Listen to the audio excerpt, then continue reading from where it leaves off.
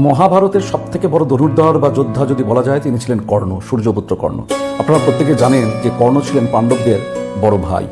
যখন কুরুক্ষেত্র যুদ্ধ চলছিল তখন কর্ণকে হারানো মুশকিল ছিল, তবে ফাইনালি তাকে মারা হয়েছিল যখন তার হাতে কোনো অস্ত্র ছিল না। যেদিন কর্ণ মারা গেলেন তো তখন তারপরে সে পাণ্ডবরা ভীষণ খুশিতে তারা তাদের মা কুন্তির কাছে গেলেন এবং দেখলেন যে তাদের মা ভীষণ কষ্টে ছিলেন এবং ভীষণ দুঃখে ছিলেন। যুধিষ্ঠির বলল, আপনার তো খুশি হওয়ার কথা, আজ আপনার 5 পুত্র জীবিত এবং যাকে হারানো আমাদের কাছে সব থেকে বড় থ্রেট ছিল, যাকে হারানো সব থেকে মুশকিল ছিল, তাকে আজ আমরা মেরে এসেছি, আপনার তো খুশি হওয়ার কথা। তখন কুন্তী তার পুত্রদের, যুধিষ্ঠির এবং তার বাকি পুত্রদের জানান যে কর্ণ ছিলেন তাদের বড় ভাই। যুধিষ্ঠির তখন ভীষণ কষ্টে তিনি ভেঙে পড়লেন এবং তার মা কুন্তির কাছে বললেন যে আপনি যখন এত বড় ঘটনাটা জানতেন তাহলে কেন আপনি এত বড় ঘটনাটাকে চাপিয়ে রাখলেন? আজকে তাহলে হয়তো আমরা আজকে একটা মাঝামাঝি কোনো রাস্তা তৈরি করতে পারতাম, আজ হয়তো কর্ণ জীবিত থাকতো। যুধিষ্ঠির ভীষণ রেগে যায় এবং তার মা কুন্তিকে